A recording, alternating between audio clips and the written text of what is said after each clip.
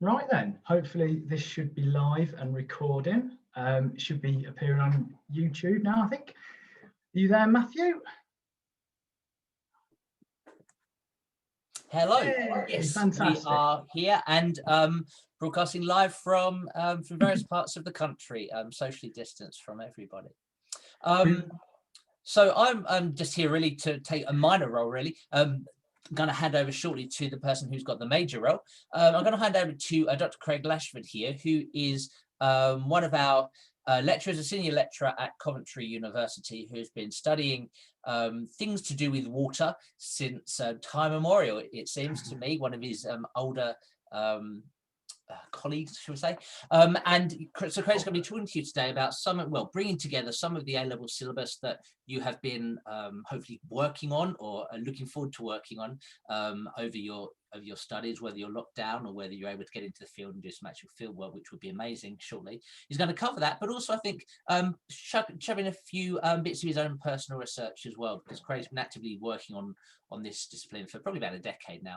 So he's the expert on this field, and I really hope that you find this useful. So without further ado, I shall make myself scarce and hand over to Craig. Cheers, Dr. Blackett. Yeah, over a decade. That's bizarre. So yeah, slight role reversal for me this week. I've been hosting a lot of these sessions and getting my colleagues into talk, but I thought it'd be nice for me to step up a bit today.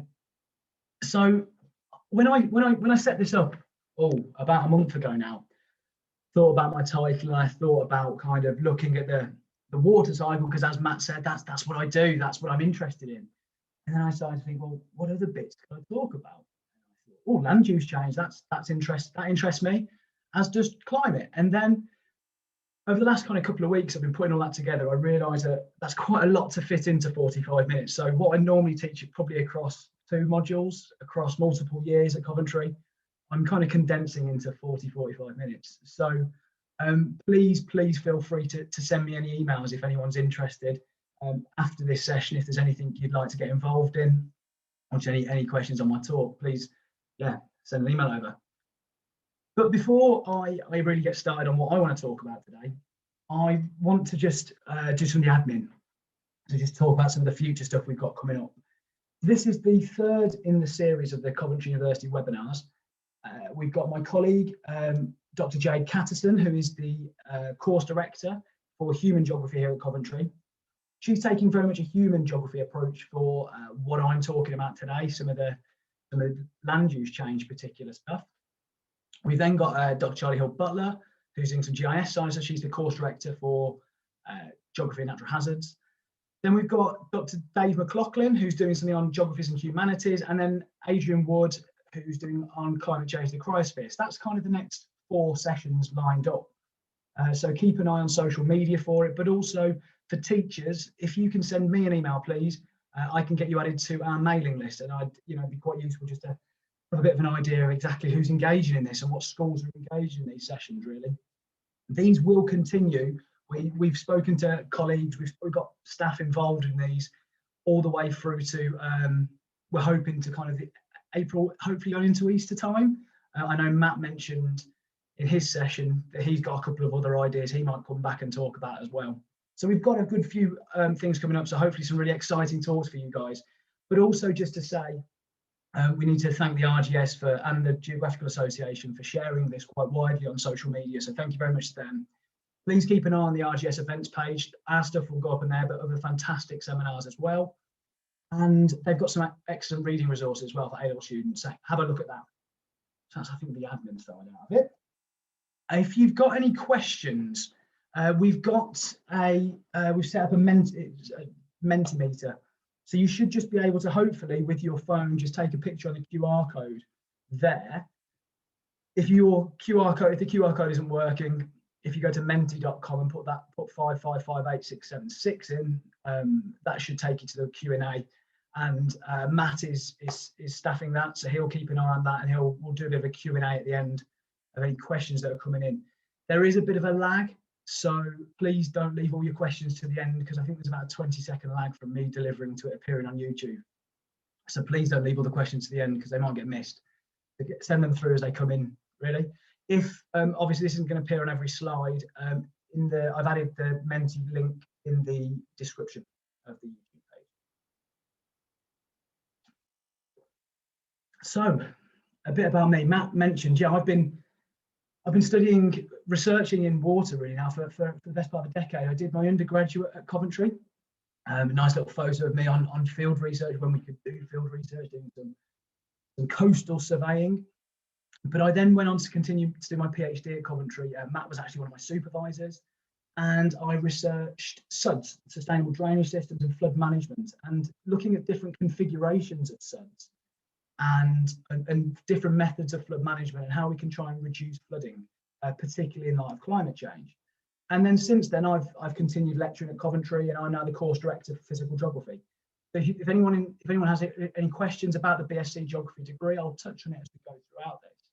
But please feel free to give me a shout. That's a nice picture of me on our field work in the Lake District as well.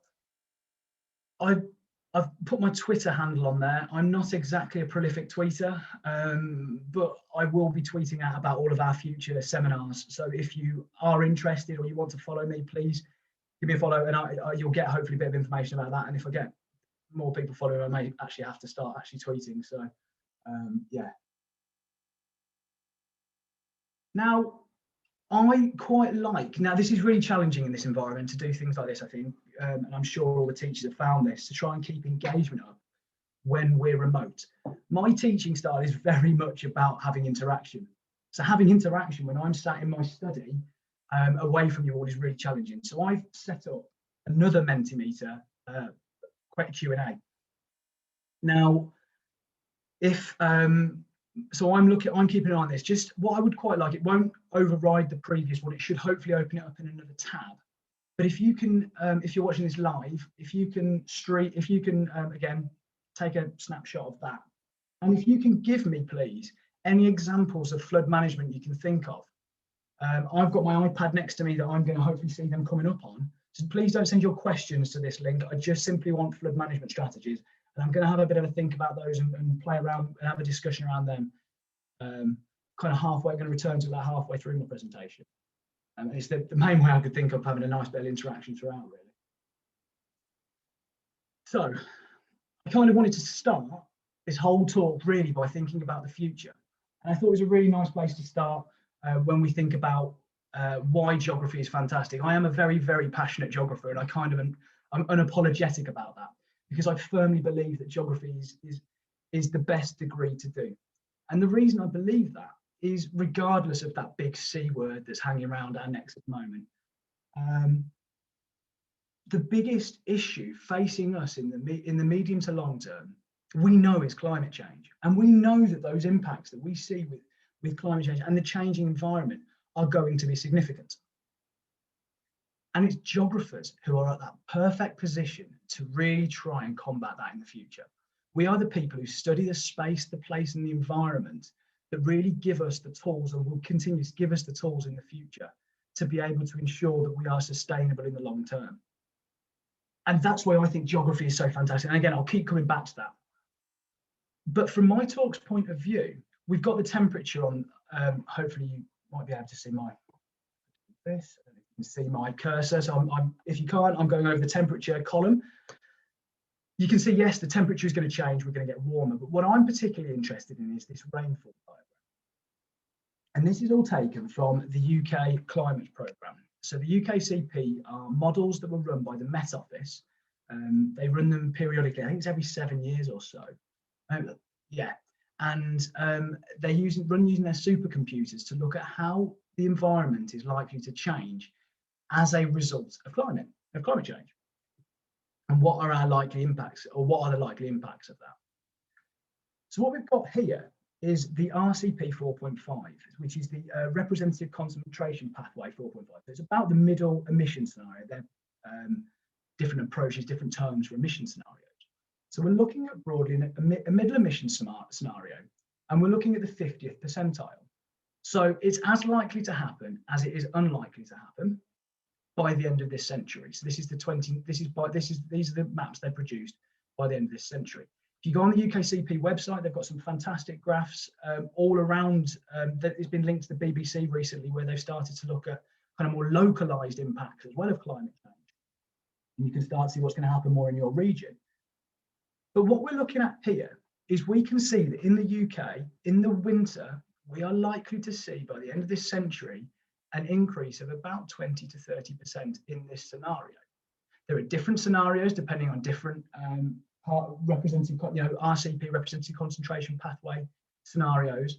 And there is also the 25th and 75th percentile, so the less likely or highly likely at each RCP value as well. But what this is showing is that in the winter, we are going to be wetter. And in the summer, we're going to be drier. And if we think about flooding, that is a huge issue because we know that already, we know that going forward, therefore, we're going to see wetter periods. But I suppose, what does that matter?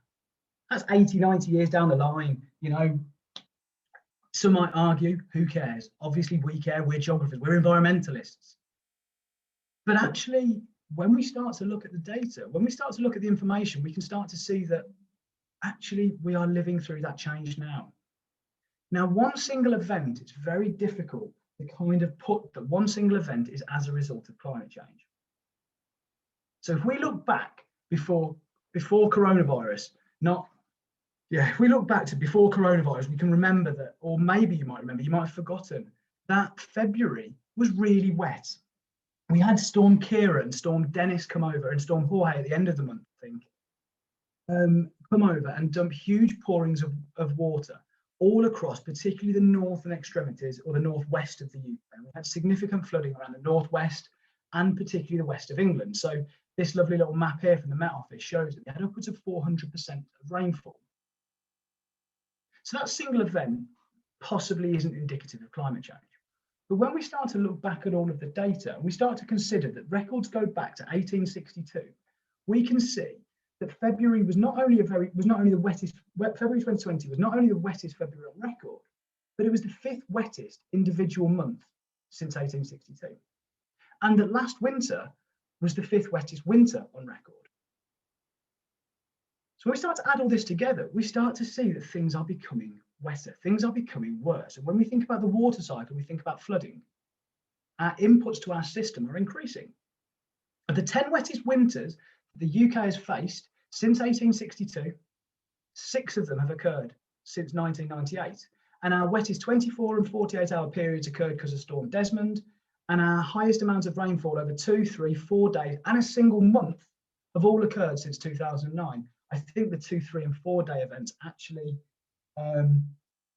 were as a result of the 2009 floods in around November 19th, 2009, the flooding in Cumbria. So when we start to pull all this together, we can see that our climate is changing at the moment. And it's a fair assessment. Things seem to be getting wetter. And we know that it's going to get worse. The climate data shows that. But on top of, and sorry, I should say as well, that this I've focused on the UK, but this is a representative picture across the world. A lot of our areas that are already wet are going to continue to get wetter. And a lot of our spaces that are dry are going to be even drier. And it's this exacerbation of the extremes. And I'm focusing a lot on the UK here. But when we start to think about not only the climate changing, we've also got the fact that our land use is changing. So in the UK, we have about 83% of our population is urban.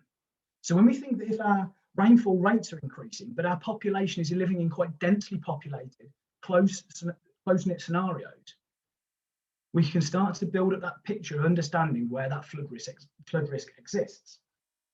Now, admittedly, in the UK, there is a slight trend to people moving away from urban spaces. There is net migration away from urban spaces, quite small, but the data seems to be showing that people are moving away. And I think the thought is that that's going to be exacerbated with COVID.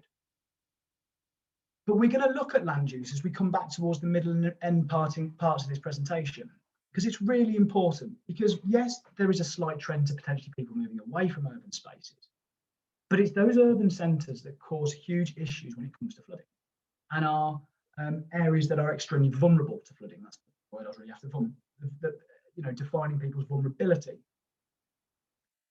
That's from the UK. When we start to look globally, the picture is even more stark. So in 2000, 46.7% of the population lived in urban spaces. That is likely to move to 68% by 2050, according to the UN. So not only are populations increasing massively over that period, the percentage of people living in these densely populated spaces is also increasing. So we've talked, and I've shown you there, images about how exposed and vulnerable the UK is to climate change. This is not just a UK issue, this is a global challenge. And these are things that geographers are fantastic at dealing with. And these are things that we understand so brilliantly. A number of metropolises are increasing. So the number of cities that have a population greater than 300,000. We look back to the 1950s, there were just 306 cities globally with a population of over 300,000. That currently sits at 1,934 and is likely to increase by a further 400 by 2050. Now, these are just facts and figures, that's fine. But they're all about giving you some information about how stark some of the issues that we face are. Because if we think about increasing our rates of rainfall in certain spaces, and then we think about having more people living in urban areas, it's really putting people at risk and increasing the number of people that are vulnerable. So I wanted to kind of preface the whole talk really with kind of underpin it with why some of these issues are faced. And now I'm going to bring it a bit back to that topic, that idea of the water cycle. So I'm hopeful that all of you watching are aware of what this idealized cycle scenario is of how water moves around an environment. And I'm not going to focus very much about how water gets to becoming aloft, how water, the process of evaporation and condensation. That's all the meteorological side of things. It's a bit away from this session. What I'm going to focus on is this interface here between precipitation and the ground, but also the subsurface. So what we know, and I've had a look through the syllabuses, hopefully the phrase mass balance, if you haven't covered it yet, it's something you'll start to consider, these notions of mass balance models. So the fact that the Earth's system is in a finite balance of where water sits. If we start to think about where does water sit on land, where does water stay? It's these areas or zones of storage, we call them. Okay, so when we look at our mass balance model, we have inputs, stores, and outputs. And as soon as these storage areas become overwhelmed, as soon as their storage capacity is exceeded, because the input is greater than the output, we get flooding. And we have things like surface storage, water stored in soils, in river channels, in the groundwater. And all of these areas are potentially locations that are vulnerable or at risk to flooding, or areas that can be flooded. But there are things we can change. There are these flows, these slower flows that we can have, these ideas of infiltration and percolation that help to slow down the flow. These are the kind of things we'll be starting to think about a bit later, the flows and movements around this water cycle. But we're going to first think about some of the challenges. And it's these storage points where we start to think about where our flooding is and where our flooding, where our areas of risk kind of come from. So before I go into talking a bit about the title part of this, where I was talking about slowing the flow, I just wanted to introduce you a bit to kind of the four main areas of flooding that we see, particularly in the UK. So I'm going to actually start on the bottom. I'm going to start with the coastal side of things. Because I talked about stores a second ago, and the coastal one's a bit different because it's typically as a result of that interaction between the sea and the land. So as winds tend to whip up over the ocean, causing storm surges and large waves, like we've seen there, which I think was the 2015 example around Dawlish Warren, you get coastal flooding. Groundwater, as water seeps through and that interface between the surface and ground, as our groundwater stores, our underground storage of water increases, it will in purchase the surface. As it purchases the surface, groundwater flooding. I'm not really going to focus too much on those two today, simply because I could be talking for, as I said, I've got modules on this, I could talk for days on some of this, and particularly when I'm excited about things, I tend to talk quickly and also quite long about things. So what I really want to think about though is fluvial and pluvial flooding. So fluvial, coming from the Latin word for fluvialis, which is river, is simply flooding that causes or is occurred through a river. So when those storage things that we just storage areas that we just talked about, those channels become overwhelmed, when there's too much inputs from various sources, not just the precipitation but runoff total going into those channel storage. When they become exceeding it, they obviously flow out of their channel and flood the surrounding land. So it's a fantastic photo, really iconic photo. It's quite old now, but from the 2007 floods of Tewkesbury Abbey. But the other example, which we kind of think of a bit, we don't think of quite so readily, I think, because we quite more often associate flooding with rivers, is the idea of pluvial flooding, which is from the Latin pluvialis, for rainfall. And this is, as it's kind of suggests, it's rainfall-driven flooding. So high-intensity flooding typically, where the rainfall rate is greater than the infiltration rate. So rainfall, naturally runs off land. And we often see this in urban areas, because actually what we see in urban areas is there's no ability to infiltrate, because we have impermeable surfaces lying across the landscape.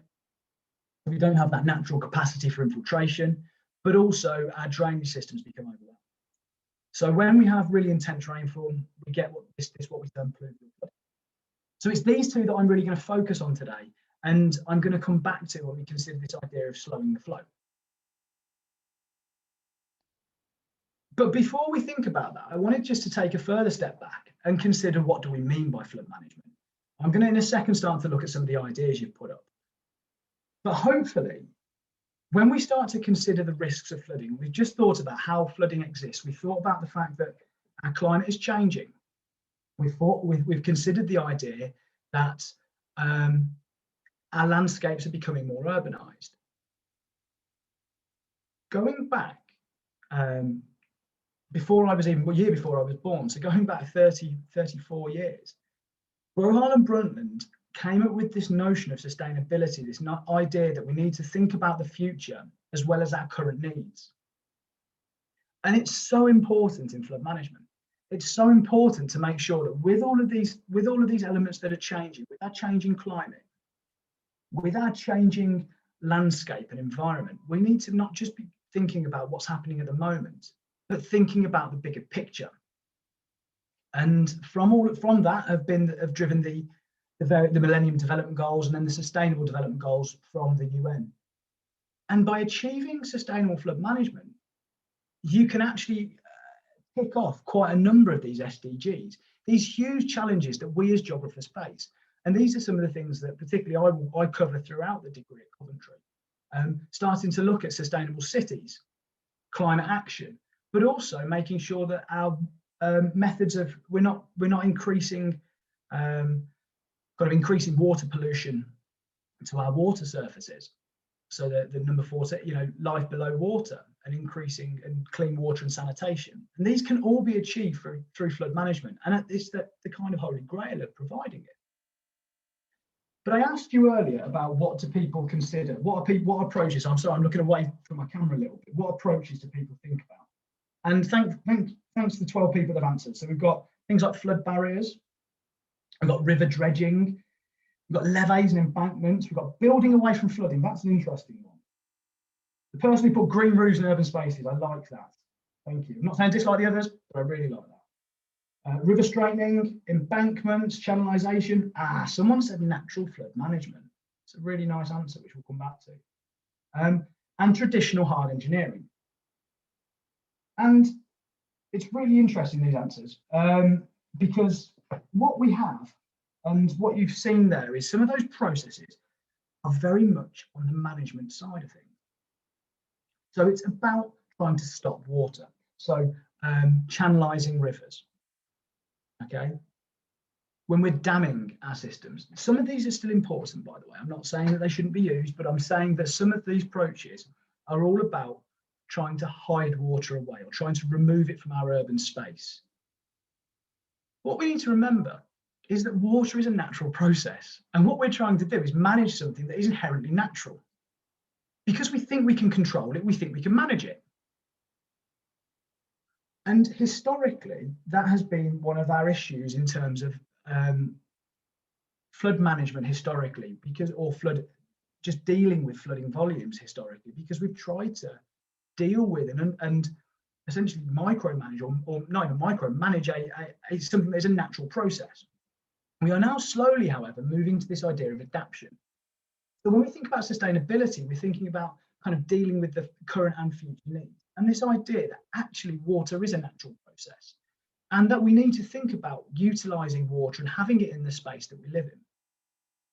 So there are quite a few examples of urban environments where we're trying to re-engage that water from below the surface. Coventry is a great example of this, where a city where we've channeled our river straight underneath the city, the River Sherborne, and it appears in a few different bits. It's about trying to restore that river, to bring it back to the surface, so we can start to deal with water more effectively, rather than quickly flowing it away and putting it essentially out of sight, out of mind. Okay, so this idea of adapting to live with water rather than hiding it away is really this idea of what we're trying to move to. And particularly from a sustainability idea, from the point of view that our climate is changing and our landscapes are changing, it's really important to be kind of getting to be moving towards that idea.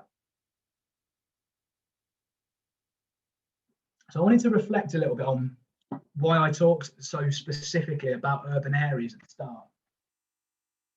And urban landscapes, they alter water, and particularly storage areas, in three particular ways. So we know that if we look back historically at the UK landscape, it will be heavily vegetated, traditional native species trees, which have all been, or no, which have a lot been cleared for our urban landscapes. Okay, so we know that when we look out over any of our cities, those of you that are living in or near an urban space, if you look out your window, I am now, you might see some parks, you may see that, but predominantly what you will see is concrete and asphalt, surfaces that don't allow water to infiltrate into the ground below. By removing that vegetation and replacing it with impermeable surfaces, you're disconnecting that natural, when we look at the water cycle, you're disconnecting that water cycle that we talked about previously. That whole idea that water would really rather like to fall as precipitation, fall on the land, and then slowly infiltrate into the ground below. So you're cutting off that link between the surface and subsurface storage areas. You're forcing water to stay above land. I'm going to come on to the middle point actually last, because you also have this idea when we're building spaces, what we're also doing, whatever green space there is, gets very much compacted. Compacted soil automatically reduces its infiltration capacity because you're decreasing the pore space. So you're changing the characteristics of soil when you're increasing your landscape. So if we think about the fact that already 83% of the UK is urban, we can't knock it down. That's not what I'm proposing. We've got to deal with that in some way. 83% of people, I should say, live in the urban landscape rather than the space of it, I should say. And we have already these large swathes of impermeable surfaces. But on top of that, we have this idea, or the construction that comes hand in hand with most urban spaces, with this, which is what I refer to as a hydraulically efficient drainage system. It's hydraulically efficient because the whole idea of drains, and you'll see them outside, you'll see them on days when it rains, have a look outside, you'll see the storm drains, the gully pots, water flows straight into them. And that water is picked up rapidly from your urban centre and moved to a watercourse, moved to a storage point, okay? And it does that extremely quickly. That's the whole idea of drainage, is to try and remove water. There are a few things as well linked to pollution and whatnot, but one of the primary reasons is to pick up that water and get it away from your urban space. And that's not something that's that new. We've used these sewage systems, these pipe systems throughout history. I love this example of the Cloaca Maxima that was uncovered from the Roman times. So that dates back to, I think, 600 BC. I seem to recall BC being obviously before Christ rather than before coronavirus. dating back, millennia of ways in which we've understood the need to move water away from our urban space. So this isn't just a recent problem, okay? However, if we start to look back at our recent history in the UK, John Snow in the 1840s, 1850s, identified a link between cholera outbreak and traditional pumping stations in our urban space in London. So that's John Snow, the physician, as opposed to the guy in the Night's Watch or the guy who does Channel 4 News. It's the guy at the bottom. Unfortunately, there's not a GIF for him, which is a shame. But anyway, a GIF of him dancing would have been nice. But anyway, and he's really important, John Snow, because, like I say, he identified this link between traditional pumping stations and the leaching of effluent from cesspits, and therefore the idea that actually at the time cholera was thought to be an airborne disease, and he identified the fact that the methods that we were using for water abstraction were insufficient and were actually polluting people. He found that he did some of the early mapping actually of cholera outbreaks around London. So some of the stuff actually, Charlie's going to talk about in a couple of weeks about GIS side of things. Actually, he did some of the really early stuff 150 years ago. And from that identification, we moved to a position where we started to now integrate what we know as this London sewage system, this London drainage system that we've currently got, which is adopted understandably across the world. Most urban spaces use the same idea of pipe-based, hydraulically efficient, as I referred to it earlier, drainage. Trying to pick up water in your urban space and move it as quickly as possible to an outflow. But that, when we start to think about the water cycle itself, and we think about that connection between the precipitation that falls and that connection between the land and the ground below, we're naturally bypassing the really slow element of that, allowing water to infiltrate naturally and utilising that fabulous resource of groundwater flow. Groundwater flow being so much slower than what we see above land, so much slower than what we would see across our impermeable surfaces. And this piece of research in the top corner was from my PhD supervisor, Professor Sue Charlesworth. It's a bit old. It's a bit, it's 17 years old, 18 years old as a piece of research, but actually the diagram, the hydrograph should work. Hopefully, the A-level students watching will hopefully be aware of hydrographs. They certainly appear in the syllabus. So starting to track how a river responds to a rainfall event. And what we can see is that as soon as we start to increase our urban space, our impermeable surfaces, as soon as we adopt this idea of a hydraulically efficient drainage system, all of that water is picked up very, very rapidly and moved away from our urban space. Fantastic for our urban space. But what it means is that water is then being flushed very, very quickly and all pulled together and moved very rapidly to an outflow point, to a rural space downstream, to a river. So it causes flooding away from your urban area. So anyone living outside of your city, your town, your urban space is automatically more vulnerable.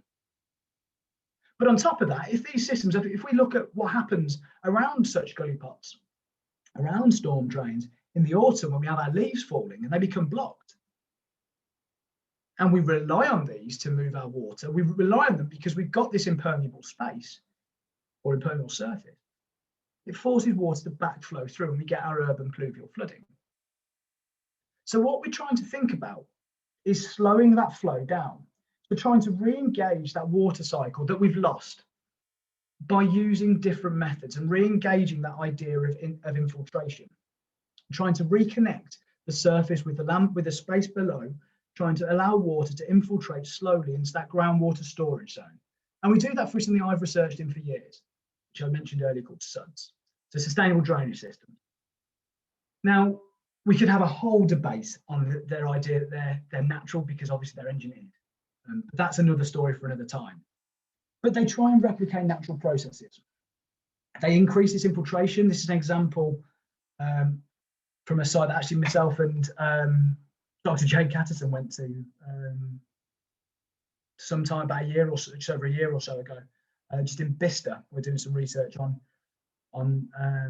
some of the SUDS devices around Bicester. And this is just outside Bicester Shopping Village, where they've got a little pond which is catching a lot of the runoff from obviously the heavily urbanised Bicester Village, which would previously have been fields. So trying to store the water in these ponds and allow for infiltration into the groundwater supply. So eventually we'll reach that storage point, much like it would if drains were being used, but it happens at a much slower speed. So it's about storing water, increasing infiltration, but also when you store water, you've got, not really on a day like today when it's so cold, but you have also the opportunity for evaporation. And you will naturally lose a bit through evaporation as well. And if anyone's particularly interested in SUDS, the SUSDrain website is a really fantastic resource. It's got loads of case studies across the UK, so I'd recommend having a look at that. But whilst 83% of the UK population live in urban spaces, that's not replicable or replicated, sorry, across our actual landscape.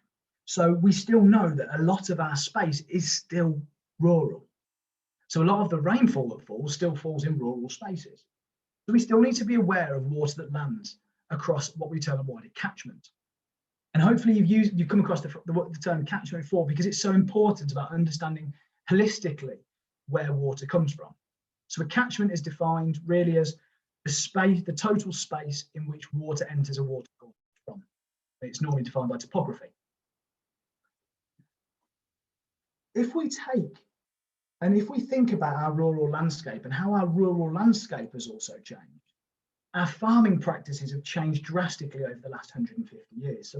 So the actual space and the actual landscape has been altered to such an extent that runoff doesn't occur as it once did.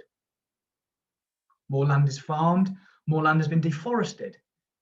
Okay, so we've removed trees from our landscape, but we've also historically, as I mentioned earlier, tried to really manage water in a specific way by channelizing water and trying to speed it up away from our urban spaces. So when we start to consider this whole catchment idea, it's not just that urban landscape, that urban part of the catchment that needs to be considered. We need to start thinking a bigger picture. We need to start considering where else water comes from away from that urban space. Maybe catchment upstream, and starting to consider the whole area rather than just that urban space.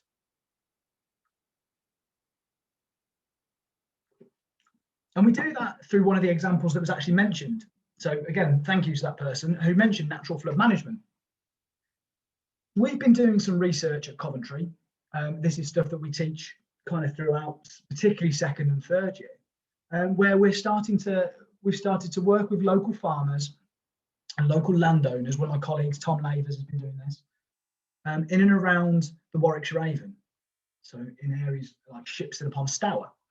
And what you try and do is you, again, try to reinstate or reutilise that interaction between the surface and subsurface water flow. So increasing infiltration, slowing down that flow by storing water in ponds and reducing the amount that will run off land, particularly land that's heavily farmed. It might run off quite quickly from that, particularly on steep slopes.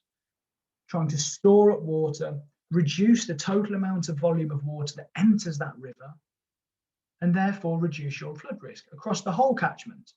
That will have benefits on your urban space because most urban spaces have some kind of watercourse through them. But it also takes a bigger holistic picture and starts to look at the whole environment. But there is also other methods. So the other picture at the top was a site I went to in Staffordshire, where Staffordshire Wildlife Trust have been doing some great work looking at natural flood management and trying to think about damming rivers. This was a tree that was actually felled, I think it was Storm Desmond, and they cut it in such a way it was pretty much dead. So they cut it, felled it, so it fell across the river. And what you're doing is you're creating an artificial dam, or you're creating a natural dam, I should say, and you're able to block water upstream. We've seen reinstatement of beavers for similar reasons. We can call them leaky barriers. So trying to allow water to go through, but when during we get high flows, that water is pushed back, and it might flood the surrounding floodplain, but it's okay to do it there because the space is allowed for it. So it's about trying to return to more natural processes, trying to remove some of the things that have been lost over the last 150, 200 years, and trying to re-engage, like I say, that water cycle by slowing down the flow, by increasing the period from peak rainfall to peak runoff, by increasing the amount of time it takes for water to enter your watercourse. And I mentioned deforestation. I'm actually going to look at the positive side, afforestation, and the planting of trees. And we know that the UK has seen huge reductions in its tree coverage over the last 200 years.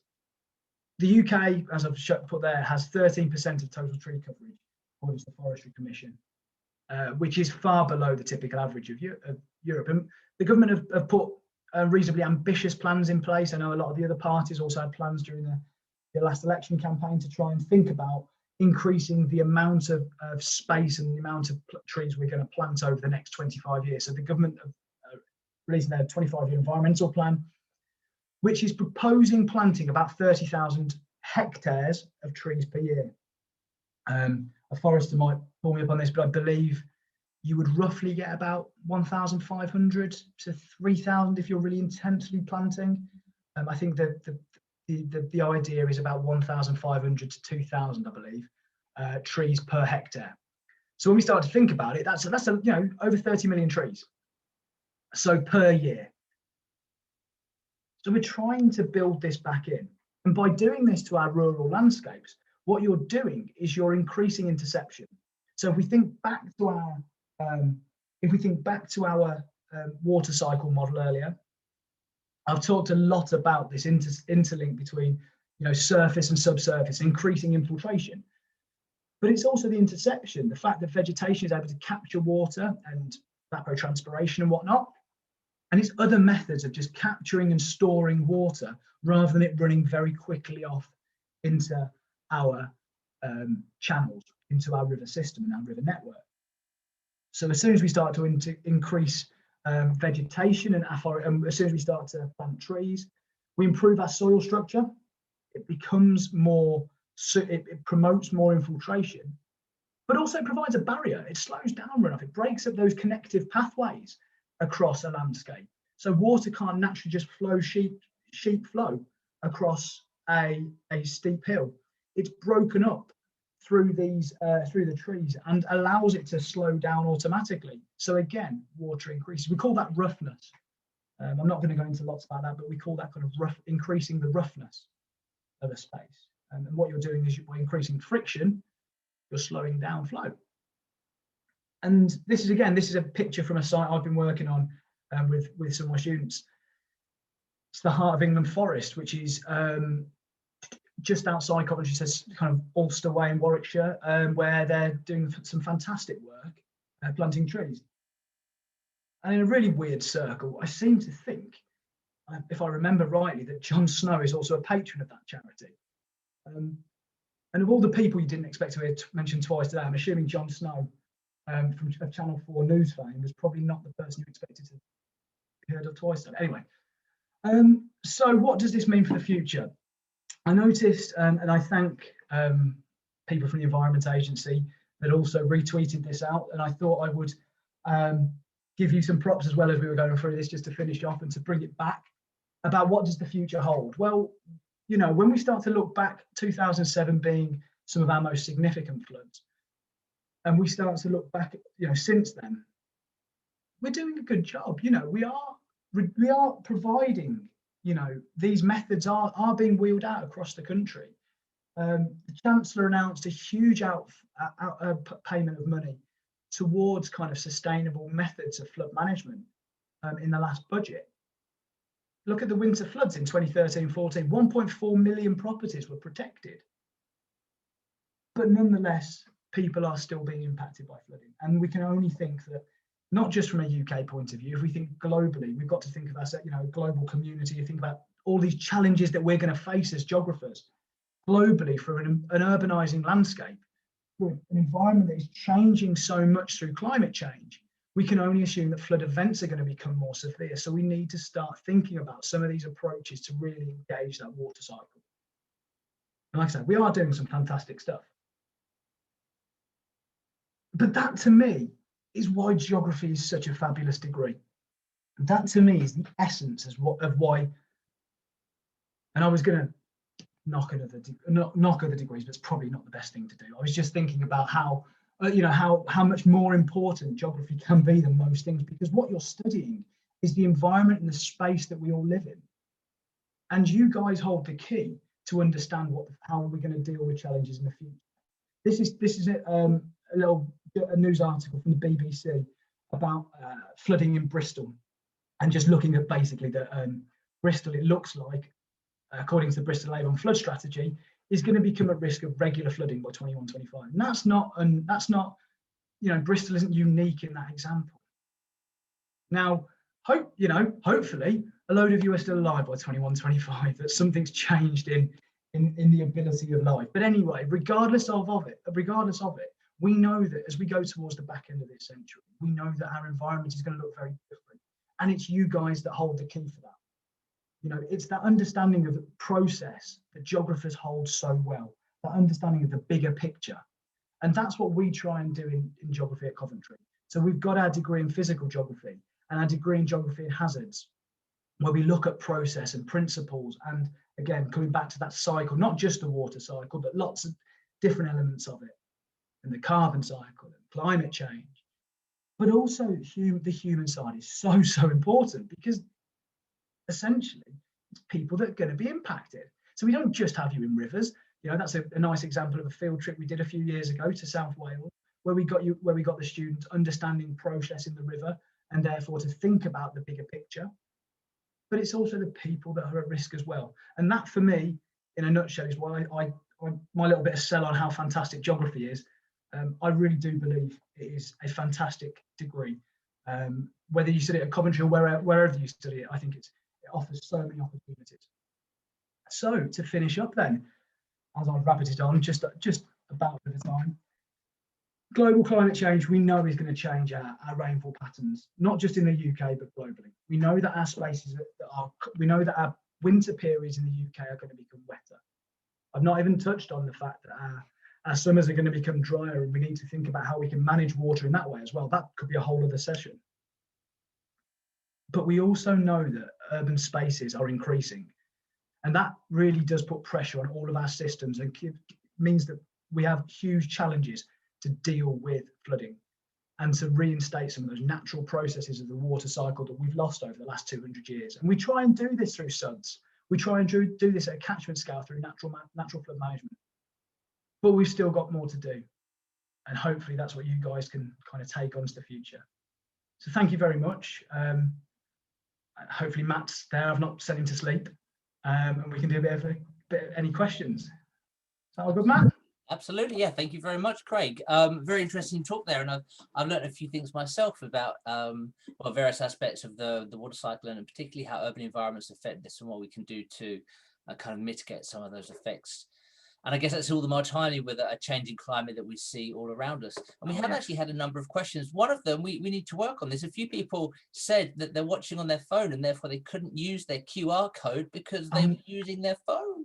Oh, we didn't think of that, yes. For those of you that had that problem, I'm really sorry, but I'm sure Craig will answer those questions that you may have had offline. Drop him an email, and I'm sure that Craig can address those. But those people that I presume were watching on a laptop or some other sort of device and were able to scan the QR code, there's a few questions. So let me just to put in there, Matt, I referred to 21st century problems. That very much is one, isn't it? People not being able to YouTube presentation. Sorry Absolutely, about that. First world problem. There we go. The first question that came in quite early, and it's an interesting one. I'd be interested in your opinion.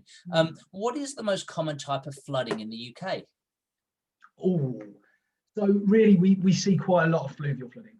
So particularly if we look back on some of the events last year, I'm just thinking going back to 2020, so where we had lots and lots of rainfall, but it overwhelmed a lot of our water courses. And we can look back as well over the last few months. Actually, we've had things like the flooding in Manchester that we saw. So a lot of it being fluvial, but we do still have quite a bit of pluvial flooding, our urban flood risk. So the majority is taken up by fluvial flooding, but that's not to say we, and that can still come through some of the storms we've seen. We've seen an increase in kind of winter storms over the last few years, but essentially drenching our landscape over quite a long period of time, and that is eventually getting into our water system and our river system and creating quite significant fluvial flooding. But yeah, we do still get kind of surface water fluvial flooding quite a bit, and particularly groundwater flooding as well. We've started to know a bit more about that over the last 15, 20 years. And can't discount coastal as well. But yeah, I'd say fluvial. Thank you very much. A few more questions there. They're piling in now. For the adaptations of managing floods, and this is particularly focused on Coventry and the River Sherborne, the changes you talked about, what impact, or why wouldn't the changes that have been done have an impact on increasing the flooding there? So, what in terms of? I'm just thinking what.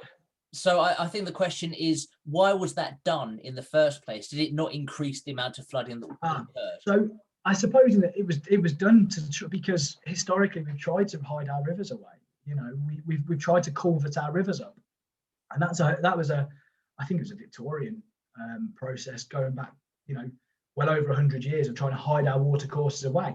And did it have an impact on flooding? Yeah, I mean, locally, it will have removed the immediate flood risk to the city of Coventry because it will just hidden it underground during normal events. But as soon as we get anything of considerable size, it can cause flooding. But Coventry is actually quite an interesting example because kind of locally in the city centre, we haven't actually had much flooding kind of historically, actually. And you've got to attribute that to the fact that the river is just completely hidden. There has been other sites that I know of a bit further away where we've had more flood risk in some of the rural areas, but that causes that backup. So it probably allows the channels probably allow the flooding to deal with it in the city centre, but backs that flooding further away from the city itself. Fair enough. Next question. How do you think that SUDS will cope under a future changing climate given precipitation increases? So will SUDS be good? And a second part to this, are the larger scale solutions such as what's given here, the Thames Tideway Tunnel, are they more worthwhile to consider longer term? So I think it's a really fair question, and I think it's a really interesting debate and discussion to have actually about at what point do you stop? What point does flood management become too much? So if you can indulge me for a minute, Matt, if that's okay. What we currently do for pipes drainage is our designs are 1 in 10, 1 in 20, 1 in 30-year scenarios. But I know the Environment Agency are trying to move away from these 1 in so many year terms just because it's slightly confusing. But that is roughly what we do. So we look at kind of 3% likelihood events. For SUDS, the idea is at the moment is whilst it's not really ingrained in policy, most of the strategy is to design for the 1% scenario. So the really big 1 in 100-year events. So in theory, and all of them have to be accounted for with climate change scenarios as well.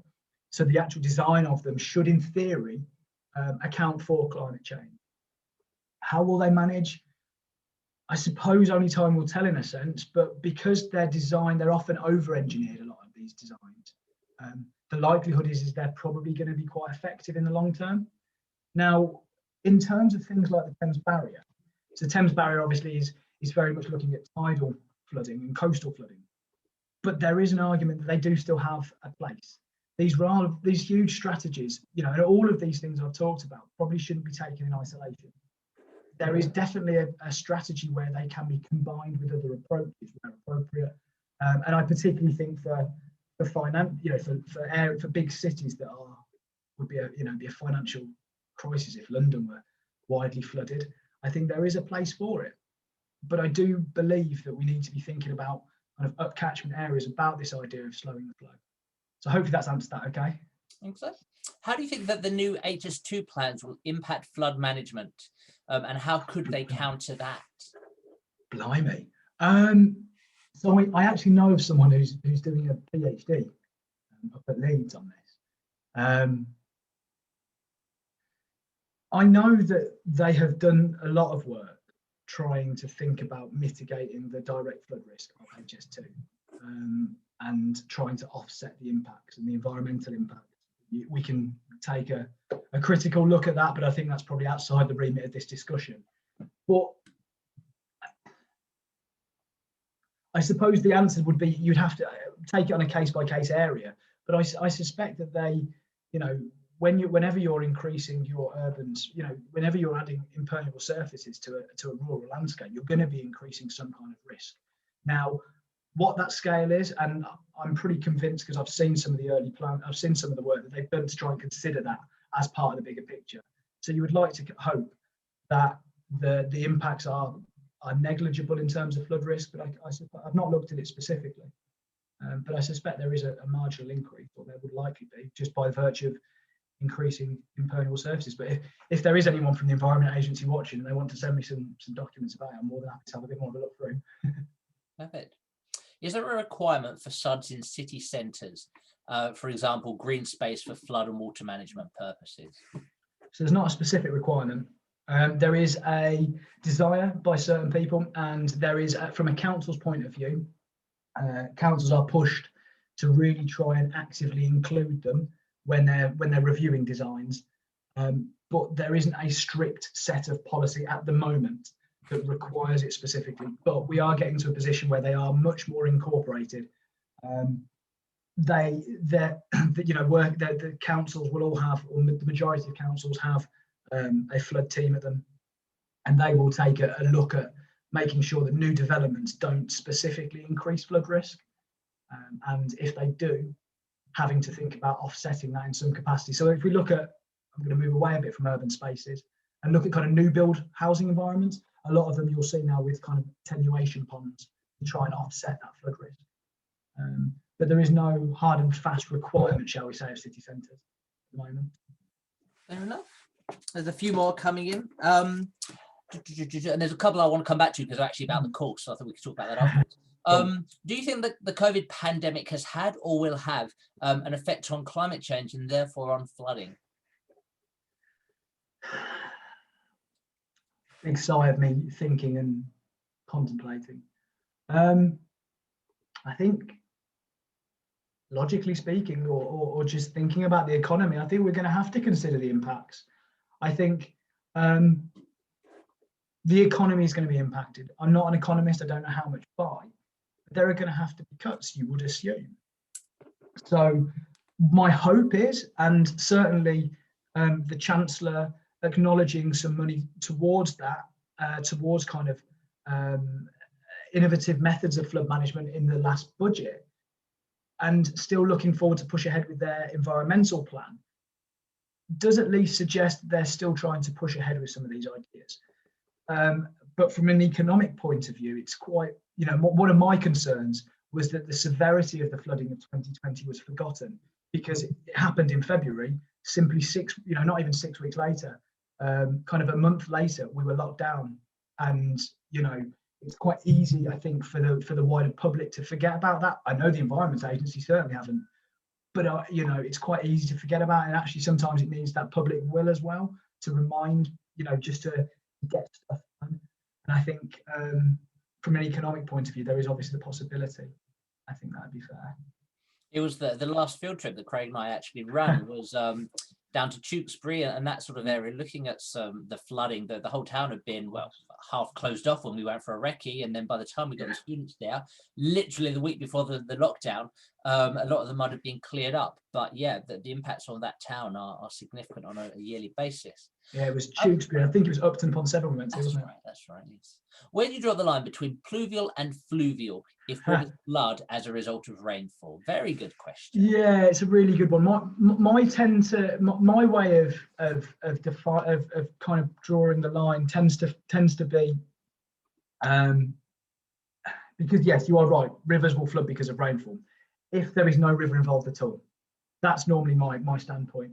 So I didn't want to give the game away too much because I kind of came to it a bit later, but I often think that fluvial surface water is very much that urban space inability to infiltrate and a backing up or blocking of the pipe system. that's the way I typically draw the line. I think there are slightly differences. At the end of the day, it's still flooding, but that's where I draw the line. A fluvial system is flooding that occurs as a result of a river. Pluvial flooding is simply something that occurs away from a river. There's no river involved, and it's because water can't get into the ground properly. That's my way of separating the two. We've got 3 more questions. I'll draw the limit there. Ethical problems associated with natural flood management, in the sense that it destroys habitats and minor ecosystems. So the hope is that you're not destroying habitats. That's obviously, you know, that could be a concern. But what you're trying to do, and same with SUDs as well, is you're typically building them on spaces where it's a field, it's a farmer's. You're having to work with farmers to try and offset their land.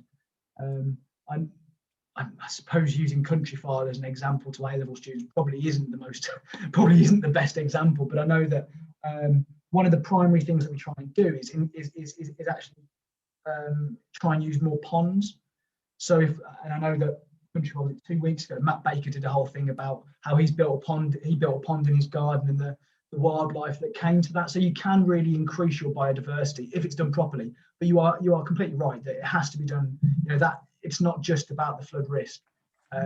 If you come to Coventry, we can talk a bit more about actually that's just one part of this bigger thing and bigger process that we do.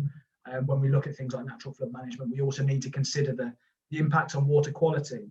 You know, the impacts on biodiversity and ecology. They're arguably just as important.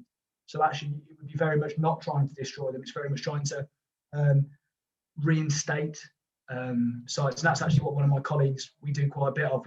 My colleague Mike Kennedy, Dr. Mike Kennedy, one of the things we've both looked at is about the increasing benefits from an ecological point of view of SUDs, and particularly that tree planting site I mentioned actually, but other NFM projects that we've done. So it's certainly not about destroying ecosystems. It's about allowing them to thrive. And this is the last question, then a few comments. Someone suggested here that they'd heard that winters might get cooler longer term as a result of a changing climate. Is there any data to support that? So the general thought from the UKCP, and I haven't been through all of the scenarios for some time, is that they seem to be trending towards getting warmer. There might still be periods where we have very cold positions. Just because it's global, you know, we call it global warming, doesn't mean we just get constant warming. We will still see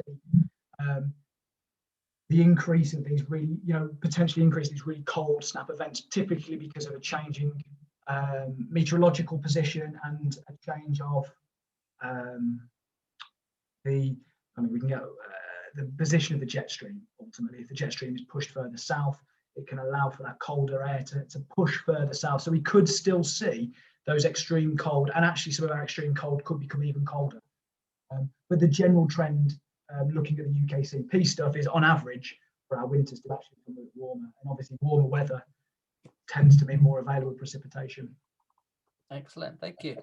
So someone's said thank you very much. A few more just comments here. One person, I think it's probably true, probably building new roads as opposed to HS2 would have a bigger impact on drainage than HS2 would. So probably a good point made there. A really nice comment here, an anonymous comment. I'm an ex-geography and natural hazards student and would thoroughly endorse the course. We haven't paid this person, I promise, to all the A-level geography students watching. So there you go. Geography and natural hazards is the way forward. Couple more comments. Apparently the GIS talk isn't available yet on YouTube. No. So, okay, but it will be. I haven't made it all available yet. Still going ahead, but that's. I'm look behind the curtain. I've genuinely I spoke to Matt about it before, and I was a bit nervous about this. I've been more focused on trying to get this talk sorted, and then I'm going to set everything else up for the coming week. And one final question, which is course related, which is actually a very good question, quite a pertinent question for anybody considering studying geography. Is it better to take a more direct geography course? So I think what the question is it best to study geography or something kind of like geography and politics, or the politics that's in geography, which is more valued? To take a direct geography degree or a degree that includes kind of politics or something. I mean, I know it doesn't help because I know how it looks on the screen, me and Matt bouncing between each other, but I don't know what you think, Matt. My suggestion is always follow your interests.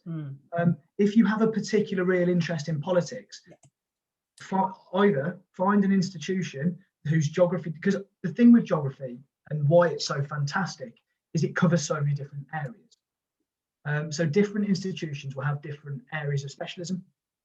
So that's why open days, and I appreciate open days are quite challenging at the moment, but I'm the course director for geography at Coventry. I'm happy to receive emails from potential students. I've got a few I need to get to today. Contact course leaders, find out what their area of specialism. We've got, I tend to try not to speak too much of the human geography because it's obviously not my field, and I tend to look a bit of a muppet when I talk about human geography. But, you know, we've got geographers in our department who have a particular interest in politics, not just from an outside side, but they bring that into their teaching. So my suggestion would be, if you are genuinely really interested in politics, really keenly, it might therefore be worth doing a joint degree, or contact the geography departments that you're particularly interested in. If those that do a joint degree don't float your boat, contact them particularly and find out if they specialise in politics. Find out if their geography area of interest is politics. I don't know what you think to that, Matt. Yeah, indeed.